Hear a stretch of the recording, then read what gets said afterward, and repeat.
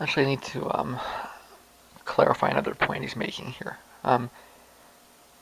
Because he's right, but he's kind of presenting it in a way that's designed for maximum reaction. Um, Meaning he's trying to work you up. And in the process of trying to work you up, he's he's better than the average person doing this. The politicians and the pseudo economists that you hear all the time doing this. Media personalities. They don't they just don't get the subtleties, right? And often end up contradicting themselves or just demonstrating that they don't really understand it, right? Um, so again, there's a level of refreshingness here in the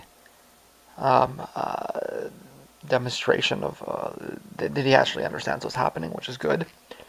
But he's leaving a little information out in his attempt to piss you off, and I think that it's worthwhile to fill that information in for the reason that the argument he's presenting may have unintended consequences. I mean, the argument itself is, or what he's doing is itself transparent, right? He's learned that people get really upset about, the deficit, the debt and taxes and these sorts of things. So he's trying to present an argument that's going to work people up on the terms that the right uses to work people up, and then try and, convert them into leftists once they're angry. You know, it's a reasonable use of agitprop, right? But at the same time, I think that he's not being conscious enough of the fact that he's opening up the idea of a lender of last resort as a valid target, which is something that you don't want to do. And he said it, a few times as he's talking. If you had a deposit in one of these banks, if you had your money in a Lehman Brothers account, then it was just gone. And a lot of the arguments that you see presented seem to suggest that that's okay, because that is the inevitable outcome of your social Darwinism. The strong survive, the weak don't, and if you have your money in a bank that fails, then too bad, so sad. You're screwed, lose your house. Now I know that he doesn't think that, right? But the argument that he's presenting is glossing over that, and it leaves it open, right? And it's kind of a constant problem with leftist agitators, is they work people up to try to do something good, and then their crowd comes back to them, a few minutes later, and the academic hears that the crowd is got some terrible idea that they never put in their head, and they're never going to be persuaded to lose it, right? So he's trying to get people angry about inequality, and what's going to happen. The crowd's going to go out, they're going to build themselves up, they're going to come back to the church here, and they're going to explain that they've decided that they want to abolish the lender of last resort. And Richard Wolff is going to be seen there, bashing his head against the wall. No, you idiots! No, you idiots! But that's what the conclusion that I see here is. So I think it's worth the time to clarify what he's saying a little bit. So his narrative is as follows. There's a whole bunch of irresponsible behavior around 2009 or so. The banks, the auto companies, everybody else. ends up in an asset. What do they call it? An asset crunch. In a situation where their ability to pay their debts is not possible, and it just kind of went down the line, right? And so then what happened was the government, created a lot of money, sent it out there, right? Now, and what they did was they lent it to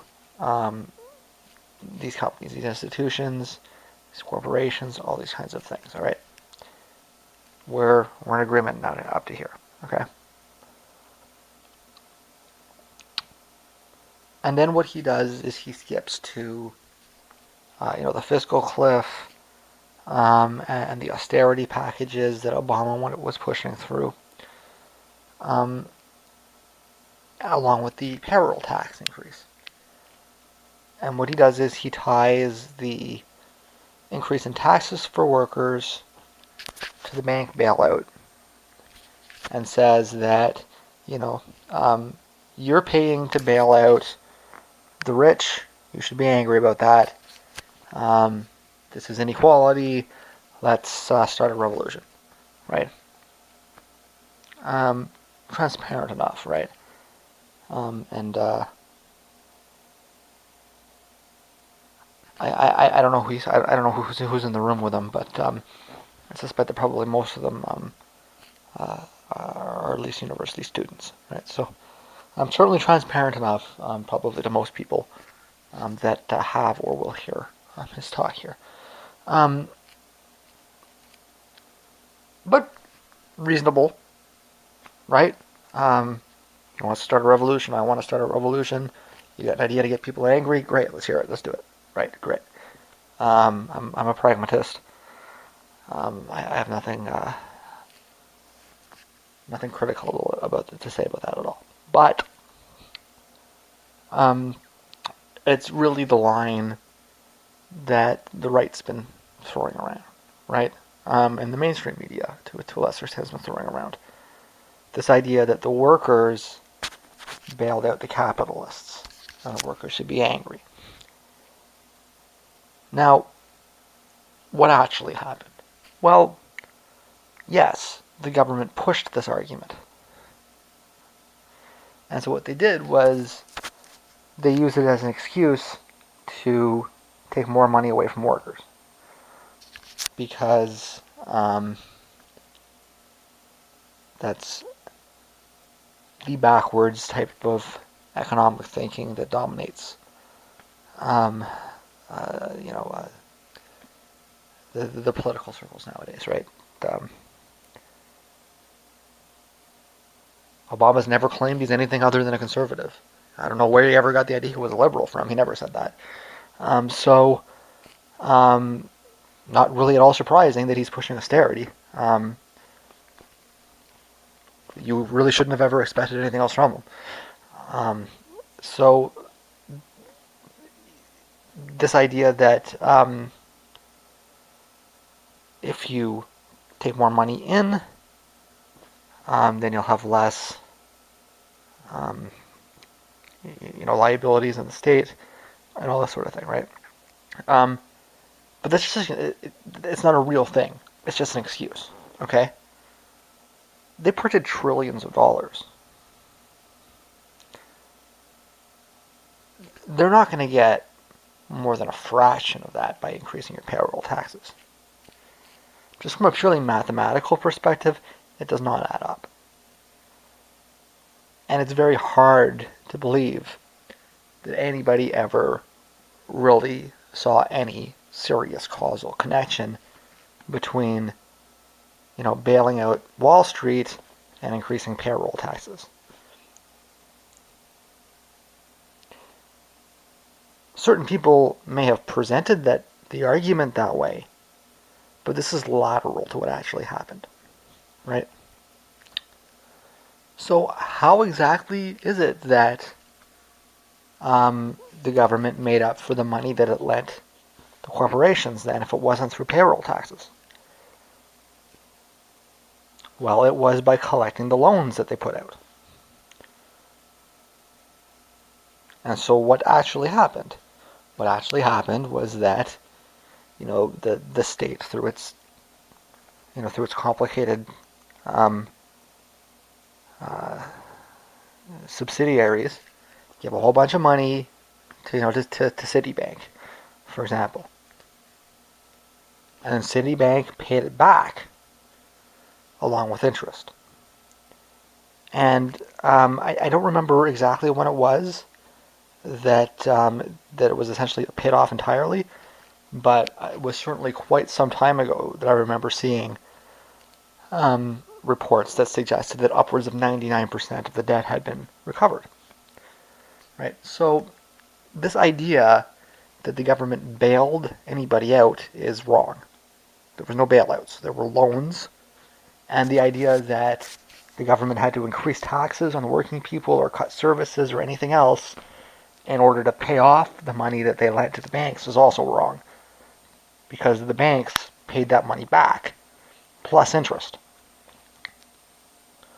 So why did we have payroll tax increases? Why are we seeing services cut? Because that's part of an ideological agenda. And probably the best way to understand that is really actually to quote Rahm Emanuel, right? Never let a good crisis go to waste. And so what he's doing here is he's trying to connect these things together in a way that the establishment tried to put into your head, right? The way the media tried to convince you that that was true because it served their purposes. But it was always, okay, just the bastards taking advantage of the situation. There was never any real connection between this. And so the conclusion is that you should not be angry about the process. Maybe we should bring back Glass-Steagall. Maybe we should come up with ways to, I don't want to use this like incentive or disincentive. I don't want to use this language. It's a bunch of nonsense, right? Maybe we should create laws that put people in jail when they are too risky with other people's money, right?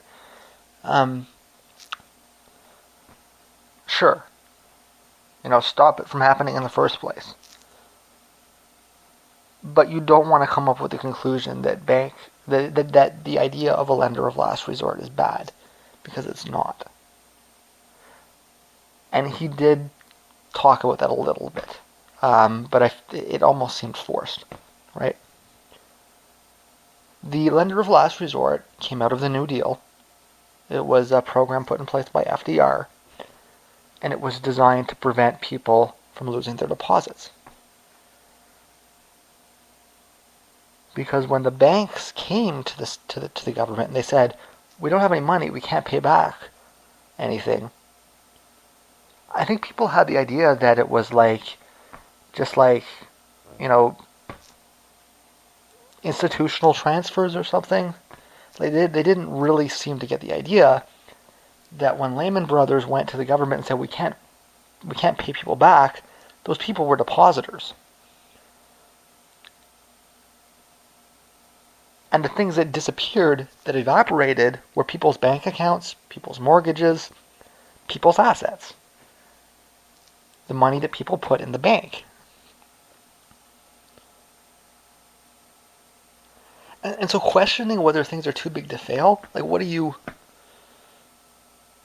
suggesting that if it's a small bank, it's okay if the guy loses his farm?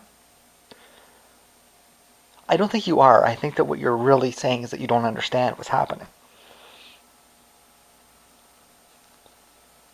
And there's a real danger in working people up against the idea of socialism. This is socialism. This is what socialism is. Or it's a part of what socialism is. And if you are a socialist, if you are a leftist, you should absolutely agree with the idea that if a financial institution comes to the government and says, we can't pay back our depositors, then the government steps in. Rather than call it a bailout, you should call it insurance. because that's what it actually is. It's depositor insurance.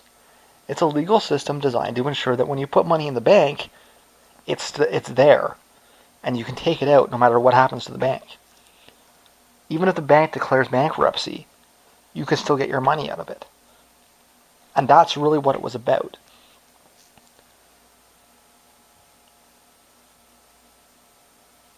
And so instead of saying too big to fail and saying like that's something that's horrible, I think that there should be no bank that's too small to bail out.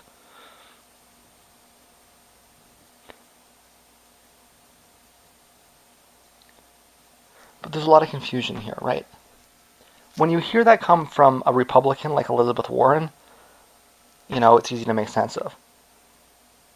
I learned the other day that Cenk Uygur is also a Republican. So that you can make sense of that too. In fact, that makes a lot of sense. And if you understand a little bit about Bernie Sanders, you can make sense of that as well. Because he represents a district that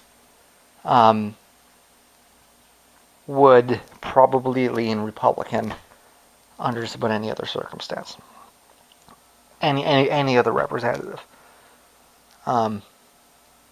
It's the kind of place where, and there's a lot of places in Canada like this, where the only real serious options on the ballot are conservatives and socialists. Liberals are out of the question. They don't even think about liberals, right? So if you take Sanders out of the mix, the Republicans will win, because they'll never even think about voting for the Democrats.